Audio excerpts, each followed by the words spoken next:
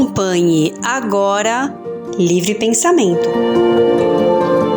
Boa tarde, obrigado pela audiência aqui na TV Mundo Maior e também a Rádio Boa Nova. Aquela ajeitadinha, chegando, segunda-feira, e nós estamos aqui no Livre Pensamento, programa bacana, e está chegando um formato novo aí, ou seja, sempre ampliando, sempre melhorando, né, essa nossa comunicação aqui na nossa Fundação André Luiz.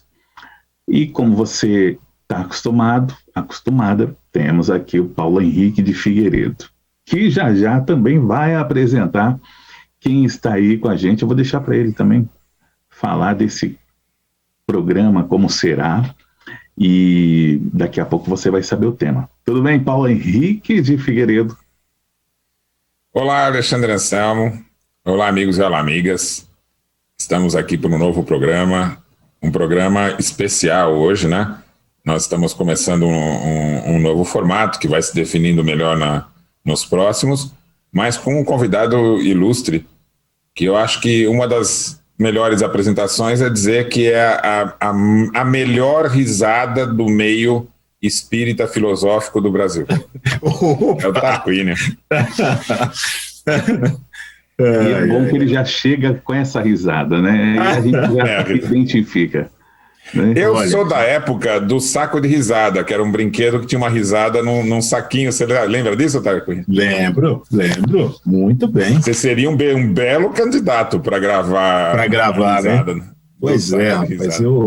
Você sabe que eu tive uma professora de francês que adorava eu ouvir minha risada, né? E eu não entendia, eu era meio molecão ainda, né? Eu não entendia, depois que eu falei, poxa vida, ela realmente gostava, né, de mim, né? Porque eu ficava um pouco cabreiro, né? Mas eu sempre fui de rir, assim, desse jeito, acho que agora não mudo mais, não. Não mudo mais, já tá consolidado, né? Já consolidou. Muito bem. Para a gente começar aqui esse papo, o Tarquínio vai ficar aqui umas 3 reencarnações com a gente, participando, né? Toda a história da Grécia, não é, mas vamos falar muita coisa linda. Mas, para começar, tem que trazer o tema para você, né? O que vem por aí, Fernanda Lima? Papo de hoje. Vamos lá de papo de hoje, o papo de hoje. Então, o papo de hoje vai ser para cuidar da alma. É isso mesmo? Para cuidar da alma. Poxa, mas a alma também é o espírito? E acho que essa parte a gente já até aprendeu, né? Mas vamos saber, para cuidar da alma. Paulo Henrique, o tema oportuno, né? Afinal de contas, a gente descuida um pouco.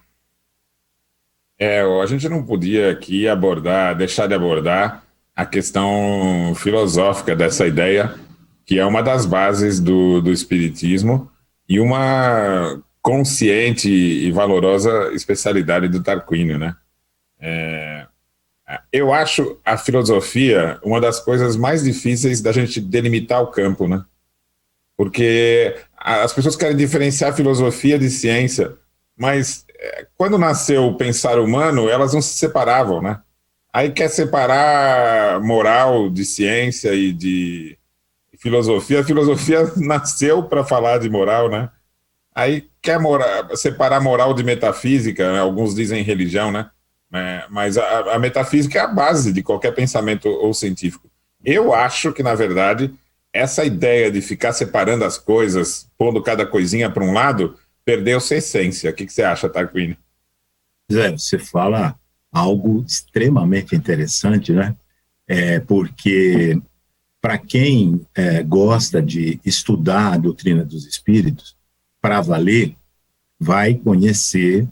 deve conhecer o primeiro capítulo da Gênese, não da adulterada, né? Mas da boa, da verdadeira, né? Em que se comenta ali os caracteres da revelação espírita, né? E ali você percebe que com o que Kardec diz, né, Ele está falando do estatuto de verdade da doutrina dos espíritos, do estatuto de verdade. E o que ele vai dizer? Ele vai dizer,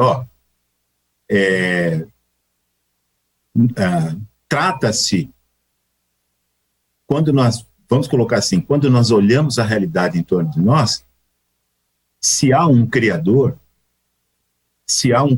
providente e que dá um sentido para esse todo e cuida desse todo, isso, de certa forma, significa que não pode haver contradição, quase perdi o pensamento aqui, não pode haver contradição quando se estuda esta realidade que é una, que é uma só.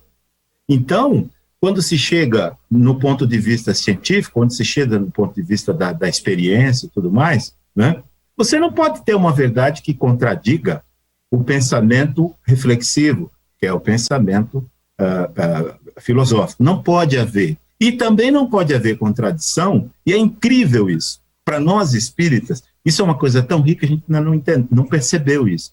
E não pode haver contradição na religião também. Quer dizer, aquilo que afirma o Cristo, vamos colocar assim para a gente, porque se for falar de... Né? Então, aquilo que afirma o Cristo não pode contradizer o que diz a ciência ou o que diz a filosofia. Bom, posto isso, me desculpe, eu paro por aqui, posto isso, é preciso entender que nos tempos atuais, nos dias de hoje, a filosofia não conversa com a ciência não conversa com a filosofia, tampouco a filosofia e a ciência com a religião. Então, a proposta espírita é uma proposta monista. Porém, não é isso que aqui rola na realidade, né? E eu gosto muito disso, Tarquínio, porque quando a gente começa a estudar com profundidade o espiritismo, nós vamos descobrir que ele tem soluções, vamos dizer assim, de raciocínio, de ideias, muitas delas que jamais a humanidade pensou. Né? A ideia da liberdade, por exemplo. A ciência, quando vai tratar daquilo que ela não sabe, ela demonstra um alto grau de ignorância. Um senso comum, ignorância. Vou dar um exemplo aqui. Você vai perguntar para um biólogo, e onde é que estão as características nossas humanas? Estão na genética. Mas como? Está ali no gene. Mas a característica do que eu sou está no gene? Sim. E como é que você observou isso? O que é que você observou para dizer que a minha característica de inteligência, por exemplo, está no gene?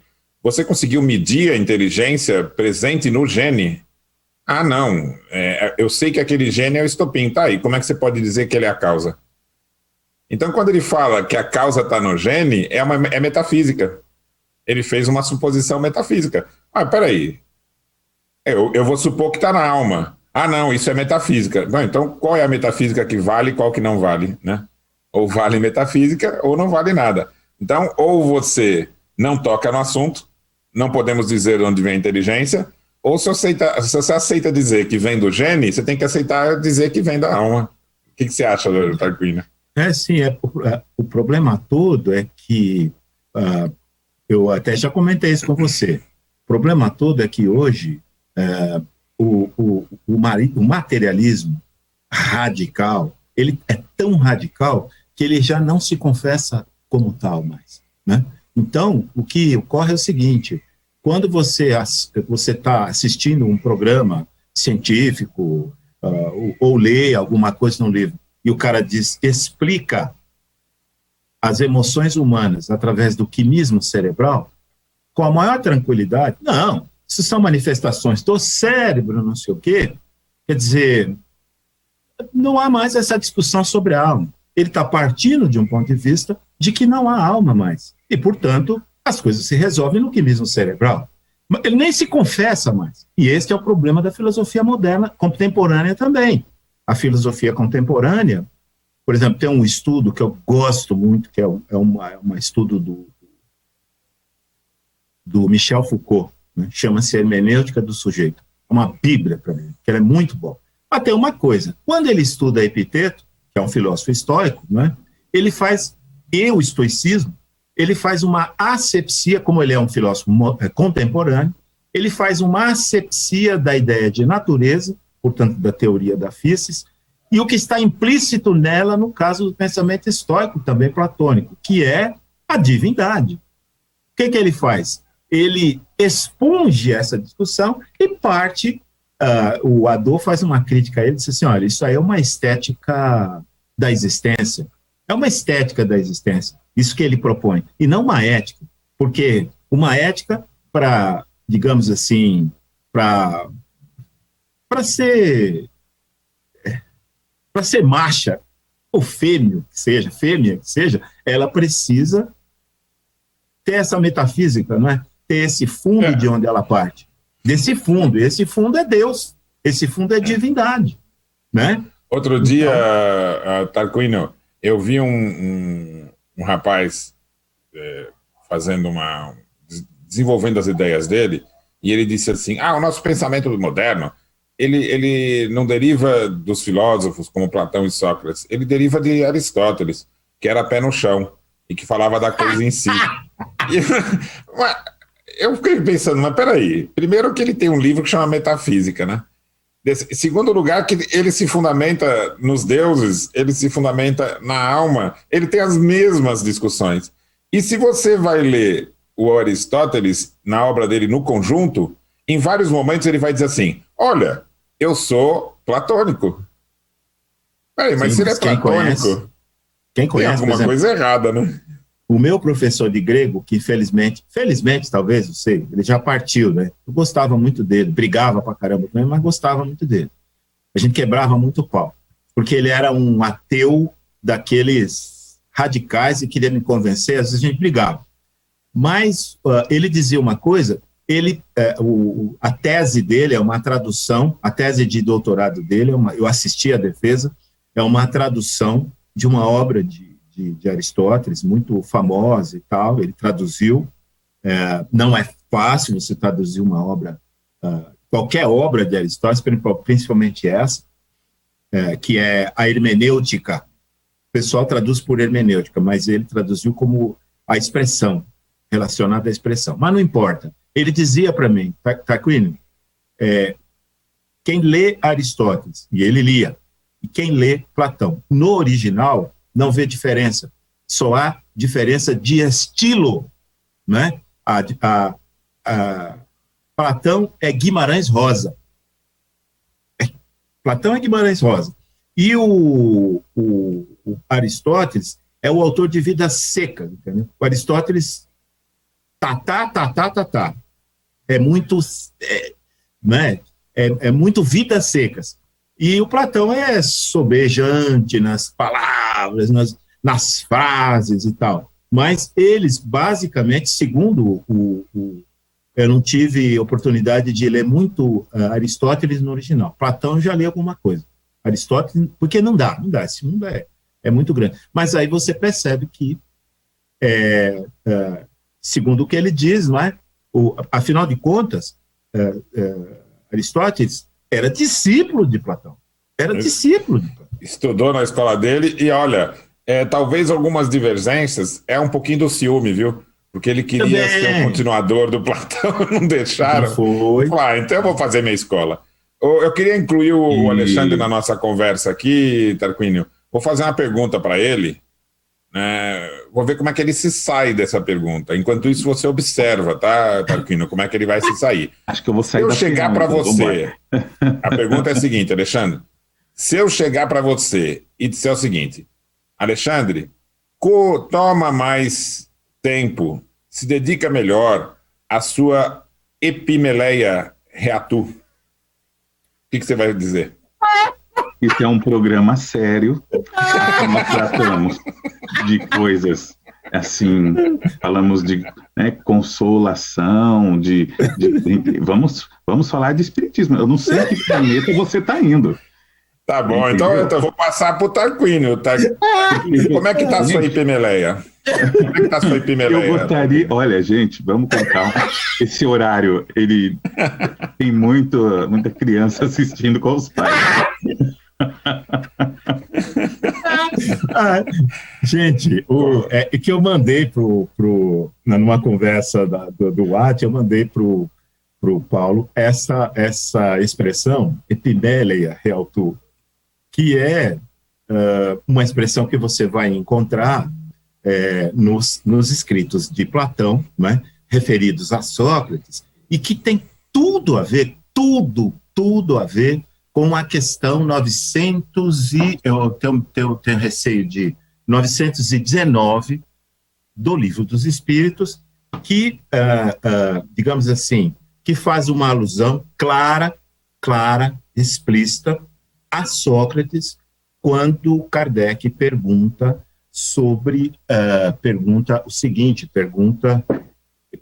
é interessante isso, viu, gente? Qual o meio prático mais eficaz para se melhorar nesta vida e resistir ao arrastamento do mal?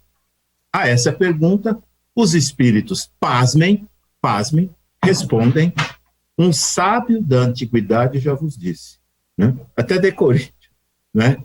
Conhece-te a ti mesmo.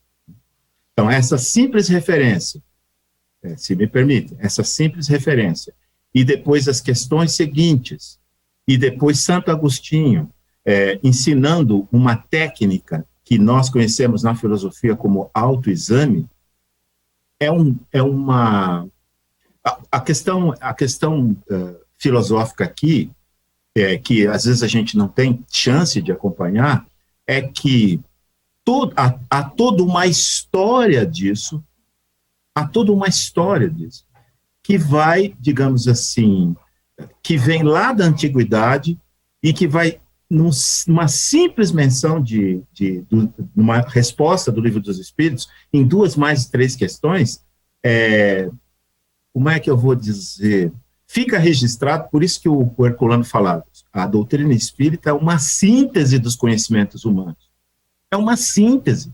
E aí a gente vê isso claramente, que o quanto é profundo, o quanto é larga essa referência que os espíritos fazem, e principalmente quando reproduzem nas respostas seguintes, e depois num comentário de Santo Agostinho, essa questão que nós conhecemos na história da filosofia, que é a questão que nós conhecemos na história da filosofia como autoexame, e que nasceu no berço da cultura grega, se não antes, mas certamente ali, com Sócrates.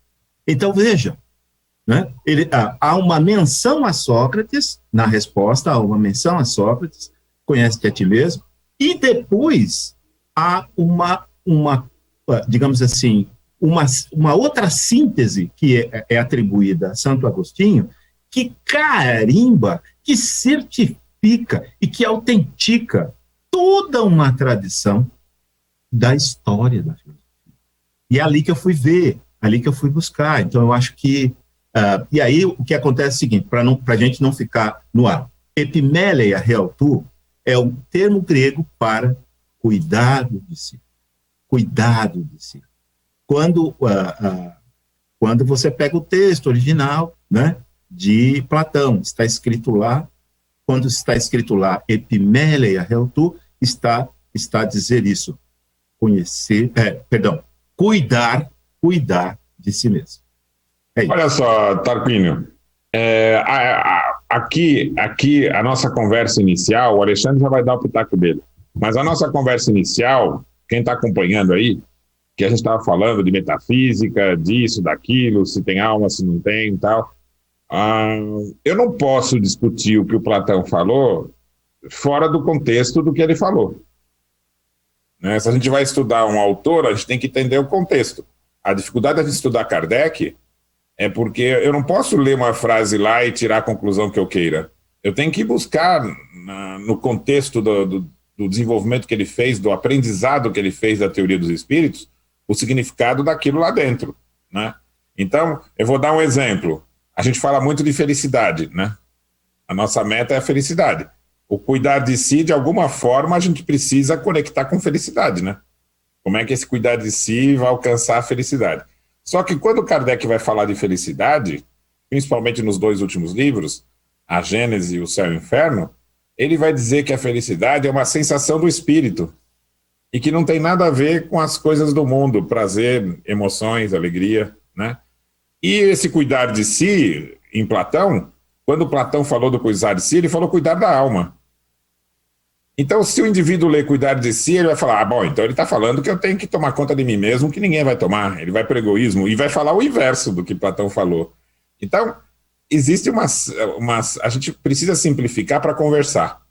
Mas se for para estudar, não é tão fácil, porque não é eu ler essa frase e falar, cuidar de mim, eu cuido de mim o dia inteiro, eu só me preocupo com mim mesmo, comigo, e quero atrás das coisas que vão me manter vivo, mas tem corpo e tem alma, né?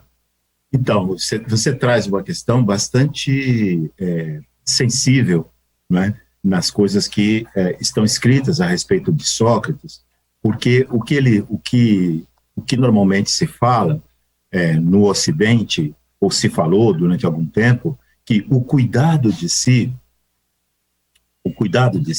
seria uma volta para si mesmo e, portanto, uma espécie de egoísmo, né? Nos dias de hoje, eu até digo o seguinte: quando uma pessoa diz que está cuidando de si, ela está indo à academia. Esse é um dos sinais dos tempos. Fulano está se cuidando e está indo todo dia à academia. Ele pensa, a grande maioria de nós pensa que cuidar de si é cuidar do corpo, né? Mas desde Sócrates, ele parava as pessoas na rua para dizer o seguinte: olha, você, cidadão ateniense, está num dos lugares mais ricos da cultura, né? Você é um idiotés. Não, agora você vai vir com... Agora é chegar, Alexandre. Você é um idiotés, Alexandre. Eu tô aqui, vou fazer uma pergunta, mas a coisa tá indo por um caminho que talvez a gente para por aqui, né? Que nada, você vai ver.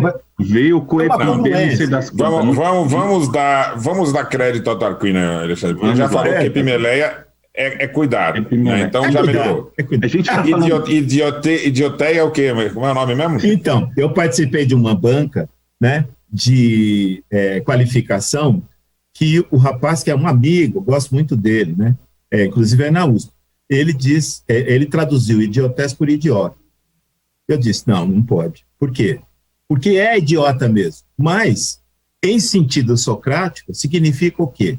Então, contando a história, significa aquela pessoa que cuida do seu e não da cidade, que cuida de si no ponto de vista do corpo, mas não cuida da sua alma. Então, este cuidado, então a gente costuma dizer em filosofia que Sócrates é o zelador do cuidado que nós temos de ter com nós mesmos. Sócrates é o zelador do cuidado que nós temos de ter com nós mesmos. E por isso o caracteriza não como egoísta. Porque no cuidado de si, no ensimesmar-se, neste processo de ensimesmamento, o indivíduo não fica em si, ele abre-se para o outro, mas abre-se para o outro como parte de um todo e, portanto, situando o outro, vocês estão muito complicados, situando o outro como o outro, entendendo a si mesmo como um eu, ele entende o outro como o outro eu, que deve ser respeitado, amado, enfim, mais ou menos isso. Tarquínio, não está fora da... É que assim, a gente tem que trazer para o nosso cotidiano, né? O Alexandre quer dar uma opinião dele. Diga aí, Alexandre. Eu até ia falar, olha, o povo diz que a Gênese é tão difícil de estudar, mas acho que está até achando suave agora, depois dessa. Porque o EPT, não sei das quantas, lá no momento que tem pandemia, epidemia, até pensei que ia ser por esse caminho, ainda bem que não. Aí vem esse aí do idiotice, não sei o que lá, tal, também, outro momento para pensar. Mas é que eu quero trazer a participação do pessoal aqui. Traz. O senhor Conde Anderaus também, né? Podia estar sentado aí. Tudo bem? Maria Dirce Ormond, a Deise Mansano, Yara Agostini, trio de ouro. E aqui está bem latão aqui, viu? É só a dupla aí, viu? Olha, tem também aqui a Marisa Ribeiro, Neide Roncarati, a Elaine Stroeder. Tem uma pergunta do Francisco Faustino. É certo, Paulo, que foi encontrado um exemplar da edição da Gênese de 1869? Um exemplar da Gênese, a gente não pode dizer bem exemplar, porque foi um livro que não foi publicado, não tem registro de publicação, né? E ele é igualzinho a edição que o Lemarri publicou em 72. Só muda a primeira capa, a primeira página. Então, só para explicar que está fora do nosso tema, a gente pode falar um outro dia, né? Foi encontrado um exemplar que está escrito em 69, não tem publicação, registro de publicação, e foi só em 72. E em 69 ocorreu a adulteração do Céu e Inferno, né? Como isso não tem registro, não dá para falar muito. Mas, na minha opinião, né, como o Céu e Inferno foi adulterado em 69, eles tentaram também publicar a Gênese em 69, adulterado. Mas estava em aberto em 69 uma edição que Kardec deixou para ser publicada igual à primeira. Então, uma edição modificada não tinha autorização para ser publicada. Então, na minha opinião, eles fizeram os dois conjuntos, ficou no estoque a de 69, né, a Gênese de 69. Em 72, o Lemarri está com aquela obra publicada com alterações, não tem autorização, então ele tira a capa e pede uma nova edição e publica em 72. Explicaria por que não foram as duas adulteradas em 69. Tentaram, mas não conseguiram a Gênese. Mas isso é para outro dia, que não é o tema de hoje. Não, legal. O tema de hoje... Nisso você já respondeu, porque eu ia colocar, nós todos os dias nós recebemos aqui novas pessoas conhecendo a TV, a sim, rádio. Claro. Muita gente chega e fala, mas eu nem estou sabendo que teve adulteração. Pronto, aí você já trouxe para a gente que ouve, né? Isso. Porque realmente nós temos, sempre o pessoal escreve aqui, é a primeira vez que eu estou assistindo, que eu estou vendo, não conhecia. A gente tem o hábito de falar como assim, todo mundo está aqui sempre, né? Mas bacana, porque você já acabou de explicar que teve uma adulteração da Gênese. A Fundação Espírita André Luiz já lançou esse texto original, está lá no site mundomaior.com.br, para nós podermos estudarmos. E, claro, não precisa desprezar a sua anterior, não, que até para você comparar e estudar e ver o que entrou, o que saiu, né, o que é o correto, né, Paulo Henrique? E o Céu e o Inferno nós vamos ter a edição da FEAL, agora no próximo mês, na primeira semana do próximo mês, já vamos ter, já vai ficando ligado aí que vai ter um pré-lançamento com bom desconto. Bacana, todo mundo... Mas eu queria falar o seguinte, eu vou propor, Tarquínio, que a gente faça um pulo cá, um pulo lá. Vamos buscar lá na filosofia as ideias, mas vamos trazer para o cotidiano. Eu vou dar um exemplo do que nós estamos discutindo aqui, né? Hoje, no mundo moderno, as pessoas estão imersas num cotidiano de buscar o que é necessário para o corpo, vamos dizer assim. Então, o indivíduo entra no automático e o cotidiano é trabalho, né, almoça, janta, vê televisão, né, dorme e às vezes a gente não dá nem conta do que está fazendo. A gente age inconsciente no cotidiano com respostas, sabe, você não para nem para pensar. E essa tese de você viver dessa forma, ela está fundamentada no quase absoluto materialismo presente na nossa cultura, né? E esse materialismo diz assim, olha, você é o que os outros veem. E felicidade é o que você consegue conquistar de alegria e de prazer. Então, é muito importante uma pitada de filosofia nessa discussão, porque senão você não vai entender o que o Espiritismo vem trazer com relação a isso.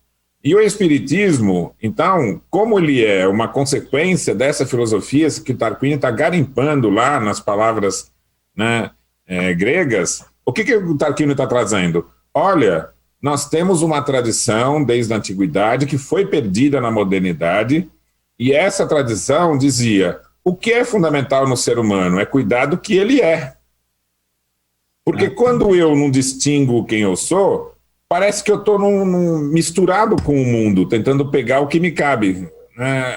Essa é uma vida mais próxima do animal, né? Aí sim eu poderia dizer que você viver para juntar coisa, para se aposentar, para ficar sem fazer nada, é uma vida idiota. Aí a tradução talvez estivesse correta, né? E o espiritismo, ele é difícil de a gente chegar no coração dele. Porque Kardec dizia assim, se você pega nós e você não quebra para você pegar lá dentro a castanha, que é o que há de melhor, o espiritismo não faz efeito.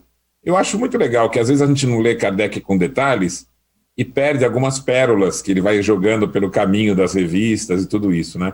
E outro dia eu encontrei essa pérola. Ele fala, olha, o espiritismo é como uma noz, se você não quebrar a casca, você não vai aproveitar o que há lá dentro. Então, Alexandre, o que Tarquínio está dizendo? O que é que distingue você do mundo, sabe? Será que esse eu que eu fico trabalhando para que os outros vejam, será que esse é o eu verdadeiro? Então, as pessoas, você fica assim, eu sou um eu perfeito, eu não tenho erros, eu resolvo tudo. Só na aparência, a sociedade, né, exige que você faça uma máscara, né? E às vezes você esquece quem é o seu eu verdadeiro. Agora, eu só vou ser melhor se eu conhecer o eu verdadeiro. Esse outro eu não tem o que melhorar. Ele é um eu perfeito. Às vezes tem gente que prefere viver aquele eu que ela gostaria de ser, né? Isso, exatamente. Também. Mas aí o problema é quando a pessoa vive tanto isso que ela esquece quem ela é. Então, o que o Tarquínio está dizendo é o cuidar de si, na verdade, é ter contato com esse eu, que é o eu que tem coisas a resolver, é o eu que tem coisas a descobrir, né? A gente fica correndo tanto atrás de adquirir conhecimento que quando o indivíduo atinge o nível da barba branca, ele já percebe que conhecimento não é para correr atrás. Conhecimento é assim, é como se fossem estar na horta. Por isso que ele fica com roupa de jardineiro. Né? Olha, porque mas você eu acompanho. Tá fazendo bem. Eu acompanho, Tarquínio, o seu cotidiano exposto, né? E você está assim. Você passa o ano cuidando das suas plantas e de vez em quando você põe uma flor. Você passa o ano do lado da jabuticabeira e de vez em quando você põe uma estrela cheia. Exatamente. Ou seja, buscar o conhecimento, ele está mais na espera, né, do que o encontrar, né?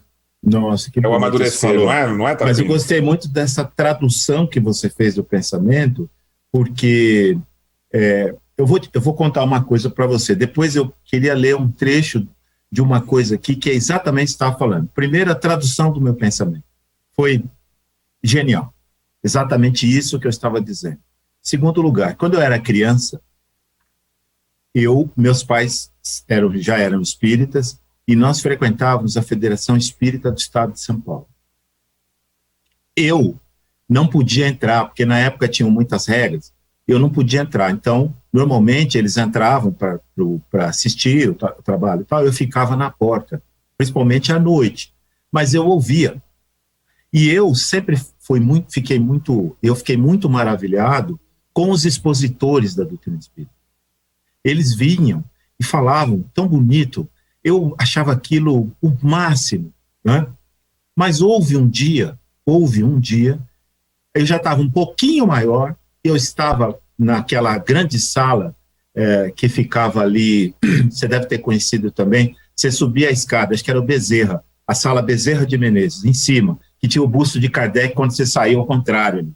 Que, aliás, a história é que o busto tiraram porque o bronze gastou, todo mundo passava a mão nele, né? Passava por ele e passava a mão na careca do Kardec, do busto de Kardec. Né? Eu estou lá, chegou um cara, era um sábado. Ele não ria, ele não era nem um pouco simpático, ele não usava palavras melífluas, ele era um estudioso. E naquela noite eu aprendi a diferença entre o sofista e o filósofo, o que hoje eu sei. Portanto, às vezes, o nosso falar não é o falar dentro dos parâmetros, mas eu escolhi ser assim, conscientemente, né? Eu escolhi ser assim. Por quê? Porque a nossa fala, em geral, está presa em determinada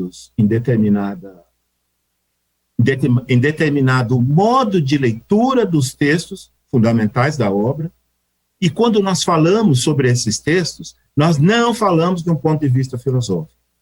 E para isso é preciso mudar o discurso. Então, o meu discurso, às vezes, não fica claro. Mas ele não pode ser claro se for um discurso que repete os padrões, sem apresentar algo que faça você pensar. Então, é por isso que... Mas eu achei a tradução... Nossa, foi exatamente o que eu estou pensando, foi o que você falou. Mas sobre o eu, sobre essa questão do eu, eu acho que vai facilitar, né? O cuidado de si consiste, portanto, aqui, como em Platão, em reconhecer o eu essencial. Você falou. Separando tudo o que lhe é estranho. Mas os estoicos e os epicuristas ligam esses trâmites, esses procedimentos, a uma mudança radical na relação que temos com o tempo. Não importa. Existe essa proposta na filosofia de Platão, existe essa proposta que é recolocada com muita força neste filósofo chamado Epiteto, que vai justamente fazer essa divisão. Existem as coisas que dependem de mim e das coisas que não dependem de mim, certo? O que depende de mim? O cuidado da minha alma. Né? E o que não depende de mim? Tudo aquilo que é exterior, tudo aquilo que não sou eu. Então, no fundo, esta ideia do cuidado de si, é a ideia de se buscar o eu essencial e separá-lo desta... Jesus já fala isso.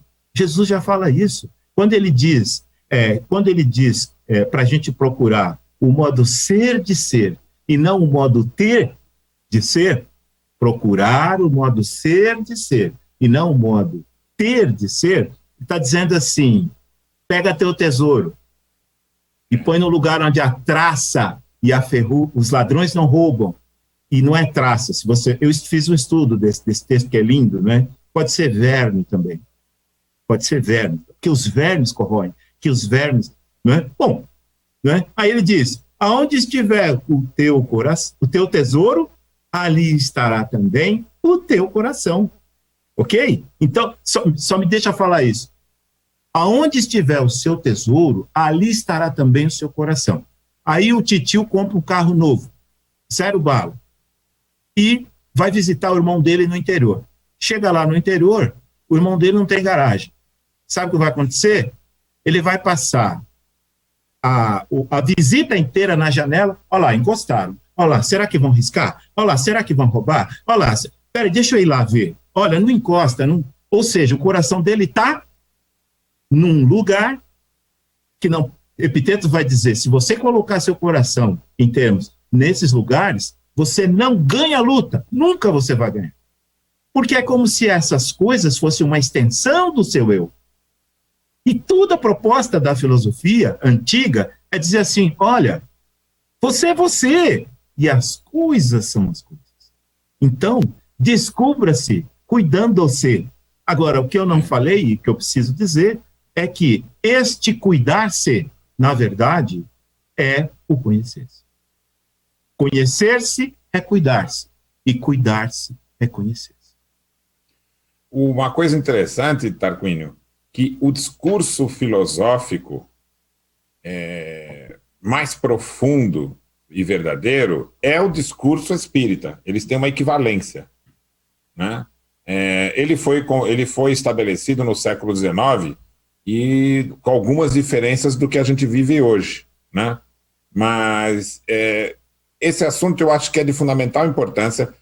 Esse é o nosso papo de hoje, Tarquínio, mas nós vamos trabalhar da seguinte forma, nós vamos continuar conversando 3 programas sobre esse assunto.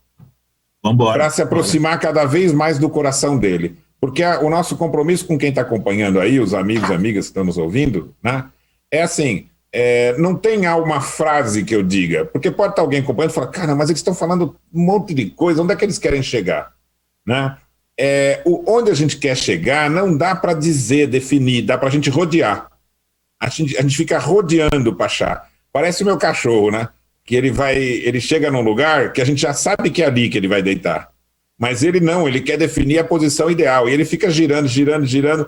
E às vezes ele parece que vai sentar e ele para de novo e gira mais um pouco. Ou seja, é como se a gente ficasse rodeando o tema. E a gente quer se aproximar dele, né? Mas a gente também poderia dizer o seguinte. No mundo, está cheio de coisa com começo, meio e fim.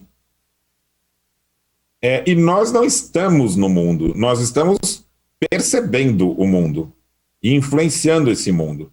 Mas o que é nosso próprio é aquilo que tem continuidade, e não morre nunca, isso que é da alma.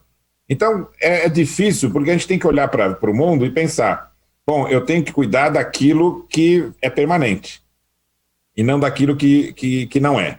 E aí, a gente pode cair num enigma.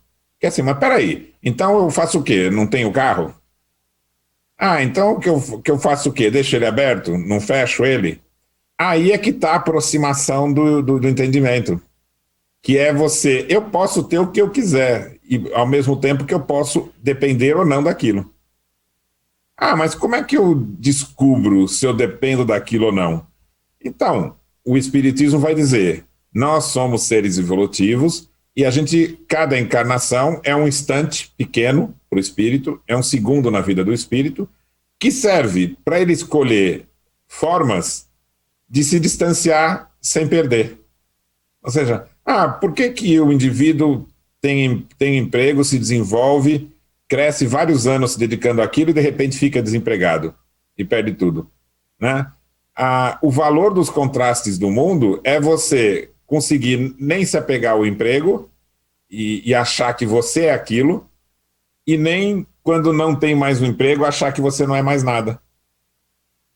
Se eu descobrir quem eu sou, eu vou ser com emprego ou sem emprego. Então a ideia é essa, eu tenho valor e tenho emprego. Eu tenho valor e não tenho emprego. Ou seja, não muda o meu valor por ter ou não emprego. Mas o que acontece na maioria das vezes? A pessoa perde o emprego e acha que não tem valor. Professor Tarquínio, com 2 minutos para a gente fechar essa aula linda, todo mundo adorando aqui, não está difícil não, até Hildo Rosa da Fonseca está ali de olho. Também, pensando negrão, não perde não, né? Para a gente concluir essa reflexão linda de como cuidar da alma, para aí a gente deixar já com um gancho para a próxima segunda-feira que você voltará. Para pensar. Primeiro, agradecer a oportunidade aí de voltar, né? E dizer que o Paulo, quando fala isso, quando ele disse isso, meu professor de grego dizia o seguinte, hoje eu estou com ele na mente, talvez ele esteja por aí, né? Assim, Antônio, chamava de Antônio, aqui não tem papo reto não, hein, Antônio? Sabe? Porque existe um caminho curto para as coisas, mas que não é o caminho da compreensão. Portanto, a compreensão exige que nós nos aproximemos do objeto, né, rodeando o objeto. E nós vamos nos aproximando e trazendo, digamos assim, trazendo ideias desse objeto. Então, é isso, quer dizer, eu diria o seguinte, quando nós formos capazes de perceber que nós somos alma, todos os nossos problemas estão resolvidos. Muito bom. Essa é a frase para fechar, né? E Tarquínio, só um rapidinho aqui, Alexandre. Tarquínio, quando você for para outro lado, antes de se encontrar o seu professor de grego, espera que eu quero estar junto. Porque eu quero ver você olhar para a cara dele e falar assim, não te disse? Exatamente. Exatamente. Brincadeira, viu? Mas nessa altura ele já está numa outra. Entendeu? Já, viu? Sabia muito latim, sabia muito grego, conhecia a obra de Platão a fundo e tudo mais. Perdão, deixa eu calar a boquinha. O pessoal já está pedindo, olha, mais 50 minutos, já vamos botar aqui o nosso novo gerente de comunicações, Júlio Sena, o pessoal já está pedindo mais 50 minutos. Ellen de Souza apareceu por aqui, então tá bonito. Gente, Poxa. Obrigado. A gente volta na segunda-feira, continuando aí essa aula, né? Valeu, Leandro Quevedo, todo mundo que estava aqui com a gente, Maria Ribeiro. Na sequência, nós teremos o Pronto Atendimento. Voltem 16 horas na segunda que vem. Você acompanhou Livre Pensamento.